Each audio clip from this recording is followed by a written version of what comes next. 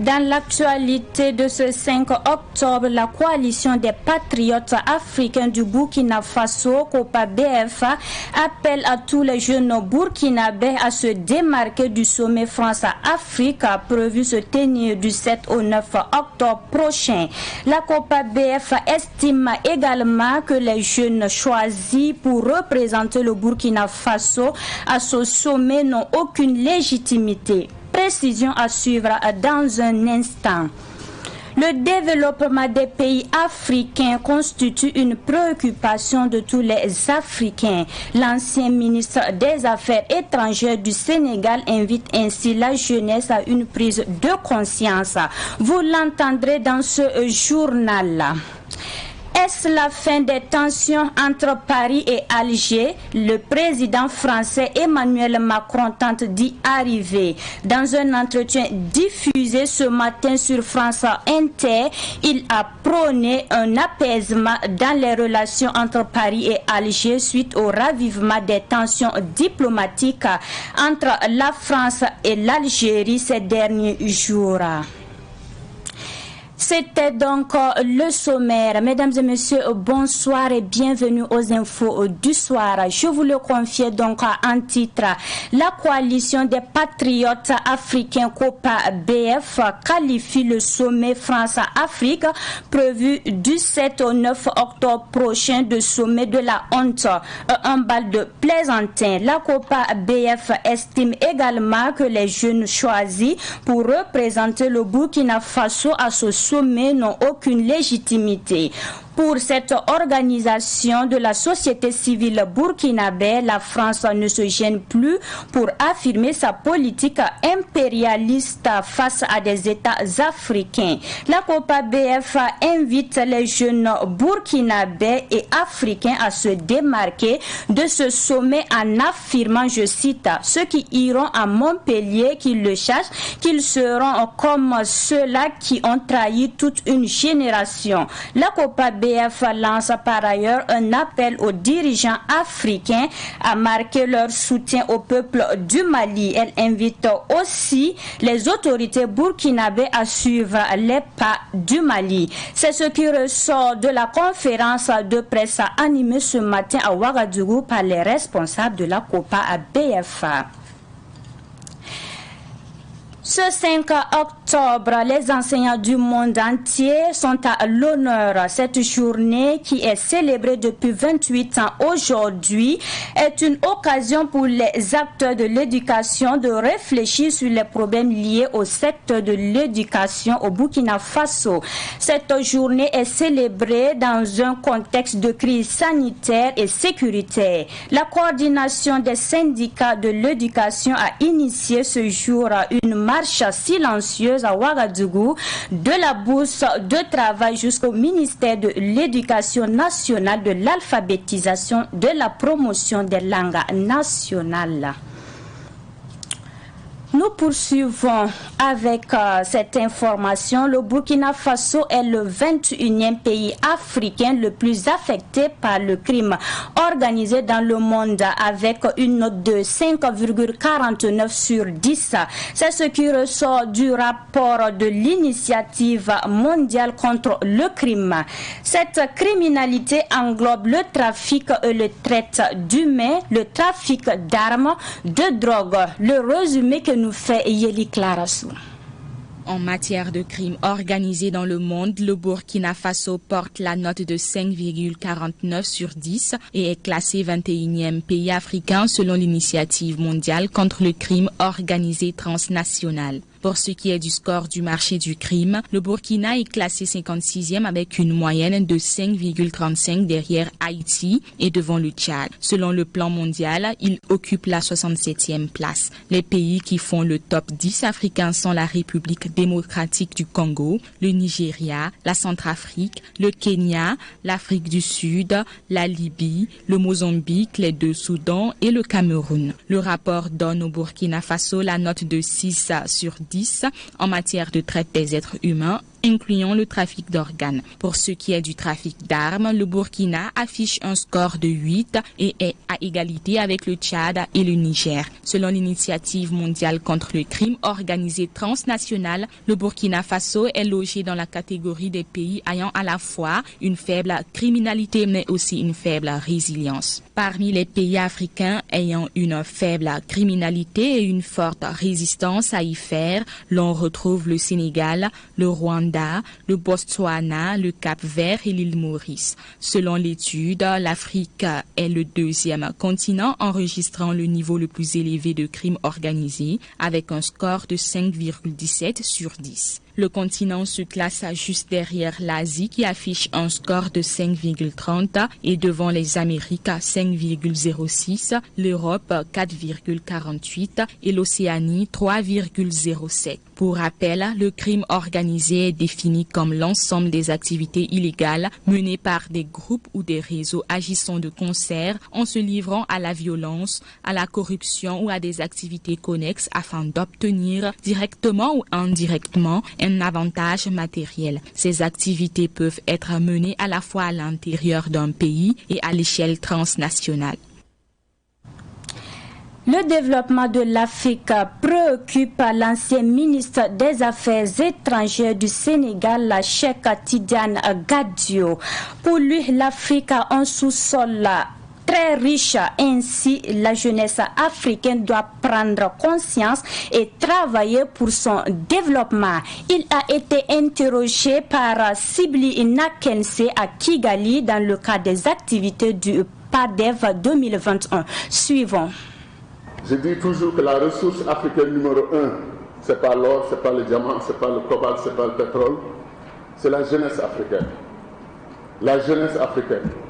Quand l'Europe vieillit, l'Amérique vieillit, l'Asie vieillit, l'Afrique, par la grâce de Dieu, rajeunit. Et rajeunit chaque jour davantage. Entre 65 et 70% de jeunes.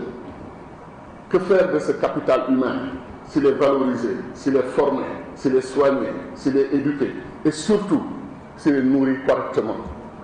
J'ai un ami qui s'appelle le professeur Moussa Seck qui a inventé Agraria Africa pour parler des agropoles comme stratégie de développement la plus rapide, la plus efficace pour le continent africain et qui nous mènera à l'industrialisation et qui nous mènera au renouveau économique de l'Afrique. Professeur Moussa Seck montre qu'avec les agropoles, nous allons répondre à un défi. Combien de fois les institutions économiques internationales sont venues nous expliquer que la priorité des priorités, ce sont les infrastructures. La priorité des priorités, c'est l'éducation. La priorité des priorités, c'est tel ou tel autre secteur. Moussa Seck dit que depuis 1960, depuis que nous avons pris l'indépendance, nous avons commencé le processus des indépendants, on a tout fait pour nous faire dérailler en nous faisant croire ce qu'on a fait croire à aucun peuple. La priorité numéro 1, qui est une surpriorité, qui est même une conditionnalité du développement, c'est l'agriculture, c'est la souveraineté alimentaire. Comment des jeunes Africains qui n'ont pas pris leur petit déjeuner, qui n'ont pas espoir de manger à midi, comment ils peuvent dans une salle de classe écouter et comprendre? Moussa Seck dit qu'un sac vide ne tient pas debout. Que les Africains ont d'abord sous leurs pieds une des meilleures terres du monde. Il dit qu'il n'y a qu'en Afrique qu'on nous a fait croire qu'il nous manque quelque chose au point que nos paysans vont dans un fleuve, ils mettent les pieds dans l'eau et ils prient Dieu de leur donner de l'eau en regardant le ciel. Il dit mais baisse la tête, tu as l'eau en abondance. Comment se fait-il que nous soyons quasiment les premiers en ressources hydriques et que l'Afrique soit classée, le premier pays africain qui fait de l'irrigation est en 19e position? Qu'est-ce qui nous empêche d'utiliser nos ressources hydriques pour avoir la première agriculture du monde? Pour avoir la première agriculture du monde.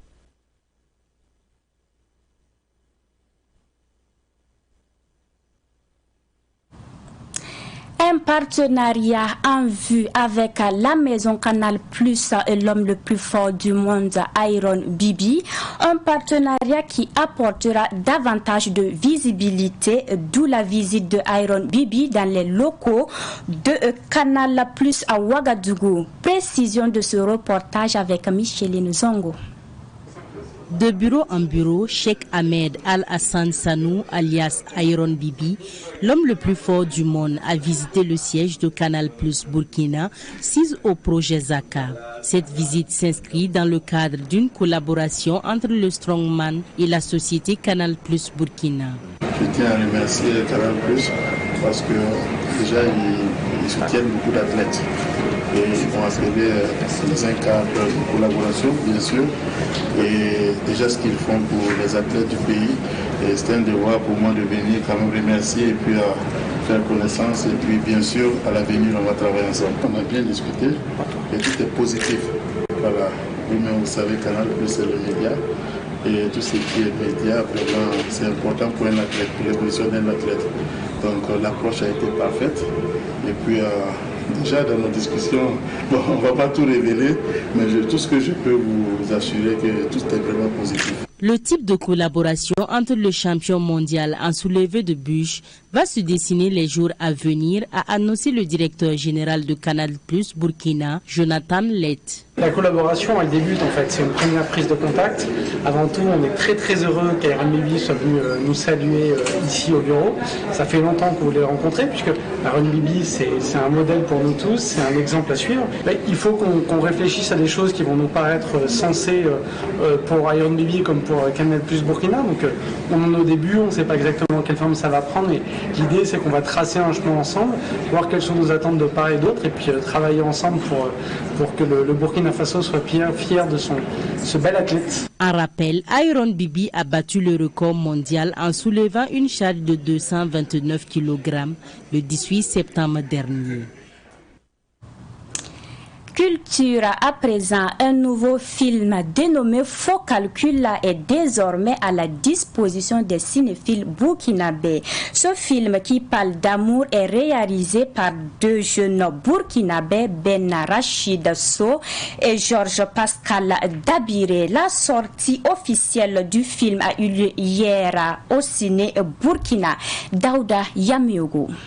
Faux Calcul est le premier long métrage d'1h30 des deux jeunes réalisateurs Ben Rachid So et Georges Pascal Dabiré. Le film qui parle d'amour relate l'histoire d'un jeune nommé Carlos, coureur de jipon. Selon l'un des réalisateurs, Georges Pascal Dabiré, ce film peint les réalités des aventures amoureuses que mènent les jeunes d'aujourd'hui. Comme le disait Hegel, rien de grand ne s'est fait dans ce monde sans amour. Et à cause de l'amour, on est prêt à tout. Et que ce soit manigance, que ce soit de complot pour pouvoir atteindre nos objectifs. Et nous avons voulu peindre par chaque personnage 4 facettes de l'amour. Voilà, donc l'amour innocent, l'amour qui se donne, l'amour qui est prêt à tout et l'amour qui va jusqu'à donner sa vie. Mais la seule chose qu'il faut retenir, c'est qu'en matière d'amour, aucun calcul n'est possible. C'est pour cela que tout le temps, lorsque l'on commence à calculer, lorsqu'on commence à mesurer l'amour, on finit toujours par faire un faux calcul. Le film Faux Calcul a regroupé des jeunes acteurs qui sont à leur début dans le cinéma, à l'image de Grace Farida Savadgo. J'avais craint l'amour de Carlos, mais malheureusement, il m'a envoyé balader à la dernière minute. Et mon sauveur, Monsieur Tanga, que je croise enfin, et il m'a montré une autre facette de l'amour, quoi. Voilà, c'était juste ça mon rôle dans le film. Je me suis sentie quand même un peu bien. Voilà, j'arrivais à jouer, à incarner en fait le personnage. Pour Oumarou Bokoum, cinéphile, le film Faux Calcul relate le quotidien des jeunes, affirme-t-il. Le film était vraiment waouh. Chaque détail comptait. Parce que tu suis et tu ne sais pas comment ça va se terminer. chaque épisode qui vient, chaque scène a été très bien faite en fait. Quand tu commences, tu veux voir la fin. Tu t'imagines comment ça va se passer, qu'est-ce qui va se passer. C'était vraiment magnifique. Le film passe au ciné burkinabé du 4 au 10 octobre. Poursuivons toujours en culture. Le festival Température Ouaga se tiendra du 8 octobre au 26 décembre prochain dans les 12 arrondissements de la capitale. Ce festival a pour but de promouvoir les entreprises culturelles, mais aussi une manière d'impliquer les citadins dans les activités culturelles. Les organisateurs ont échangé le vendredi dernier avec la presse sur le contenu du festival. Daouda Yameogo. Température Ouaga est un festival initié par Yaba événementiel. C'est un événement qui vise à promouvoir les entreprises et acteurs de culture. Cet événement met également en compétition les quartiers pour détecter les quartiers dits chauds, c'est-à-dire les quartiers les plus animés de Ouagadougou. Ce festival fera le tour des arrondissements de la ville chaque week-end et ce pendant 2 mois. Dans chaque arrondissement, on va chercher un quartier, là où on va déposer au moins sono, podium, tout le consort, pour faire au moins un festival. Donc après maintenant, toutes les tournées maintenant des 12 arrondissements, on va essayer de voir c'est quel quartier qui a été le plus chaud. C'est là on a nommé le truc Ouaga Température. Là maintenant, on va les donner au moins des prix. L'événement occupera les espaces publics tels que les terrains de sport et jardins publics. Température Ouaga, qui démarre le 8 octobre, s'étale jusqu'au 26 décembre 2021. L'artiste chanteur Sam Soro a mobilisé la diaspora burkinabé en Côte d'Ivoire à travers un concert. Une manière pour lui d'exprimer sa reconnaissance à ses fans et de faire connaître son album de 6 titres intitulé Rayalga. Le concert s'est tenu le 25 septembre dernier dans la commune de Koumassi à Abidjan. Témoignage de Boukari Zongo. L'artiste chanteur Sam Soro de la diaspora burkinabé en Côte d'Ivoire a livré un concert de reconnaissance à ses fans le samedi 25 septembre à Abidjan, dans la commune de Koumassi. Avec son album de 6 titres intitulé Rayalga et 3 singles principalement chantés en moré et parfois en français, l'artiste a parcouru tous ses titres sur scène pour le plaisir de ses spectateurs. Bon, les gens toujours disent non, Sam il joue toujours Rayalga. Vraiment, en train de travailler toujours, fait plaisir mes fans. Vraiment, je suis content puisque j'ai fait le premier album, c'est sorti 2010. En tellement ici dans le studio en train de travailler pour attaquer le deuxième album. Voilà, après ça, je vais faire une tournée. Voilà, pour montrer les gens ce que je sais faire. Voilà, c'est le travail que j'ai choisi, donc je dois prendre ça au sérieux. Les Burkinabés ne sont pas les seuls à adopter Sam Soro. Les autorités ivoiriennes croient aussi à son talent. L'honorable député Tien Michel, le grand promoteur de la cohésion sociale, très actif aux événements de la communauté burkinabé en Côte d'Ivoire, a marqué sa présence à ce concert. Écoutez, ce sont les impressions de joie et de fierté d'être avec mes frères de la diaspora ici à Koumassi. Vous savez, moi j'ai toujours dit au peuple que nous devons enlever cette barrière qui existe entre les peuples. Nous avons maintenant l'honneur, nous formons un seul peuple.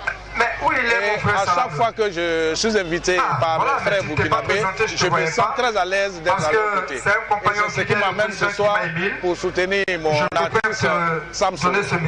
D'autres artistes de la diaspora burkinabé en Côte d'Ivoire, au nom de la solidarité, n'ont pas manqué cet événement. Sam Soro est une révélation de la musique de la diaspora. En tant que président, je suis venu avec mes frères pour l'apporter du soutien. Et vous voyez vous-même qu'il y a l'engouement, il y a les gens sont motivés. Je suis venu soutenir mon frère Sam Soro ici, le chouchou des femmes. Bon, je vois que vraiment la communauté burkinabé est sortie. Ils ont répondu à l'appel que l'artiste Sam Soro a lancé. Voilà, nous mobilisons toujours la communauté burkinabé de soutenir les artistes. Car nous les artistes, on a besoin de soutien. Parents et fans témoignent leur soutien à Sam Soro. Sam Soro, c'est mon frère. Et voilà, nous sommes très heureux de nous trouver à sa cérémonie. Nous sommes vraiment des fans de Sam Soro. Et voilà, et à chaque moment, nous sommes avec lui.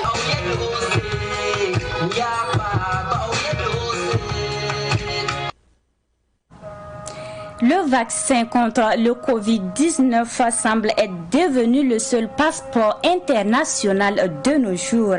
Les populations à travers le monde sont incitées ou sont obligées de se faire vacciner contre cette pandémie, ce qui cause parfois des frustrations. La synthèse avec Saudata Bilgo.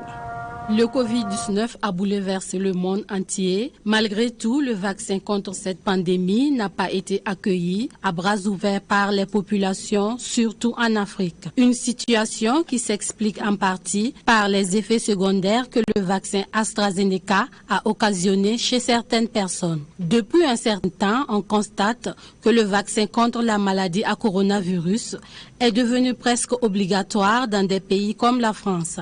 En Afrique aussi, le vaccin tend à devenir obligatoire, comme en Angola par exemple, où à partir du 15 octobre, les usagers des services publics et privés devraient montrer patte blanche.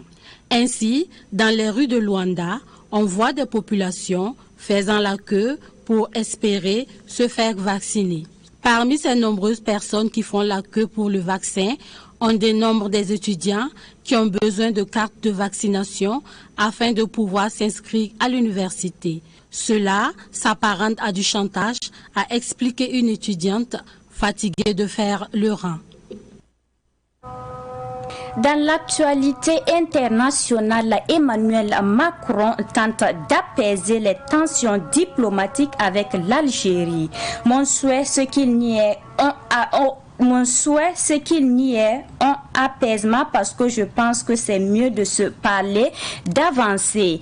Il y a sans doute des désaccords, mais la vie, c'est fait pour parler des désaccords et aussi de partager, a déclaré le chef de l'État français dans un entretien diffusé ce matin sur France Inter. Ces propos interviennent après que l'Algérie ait fermé son espace aérien aux avions militaires français et rappelé son ambassadeur à la suite de l'annonce de la réduction des visas français vers le Maghreb.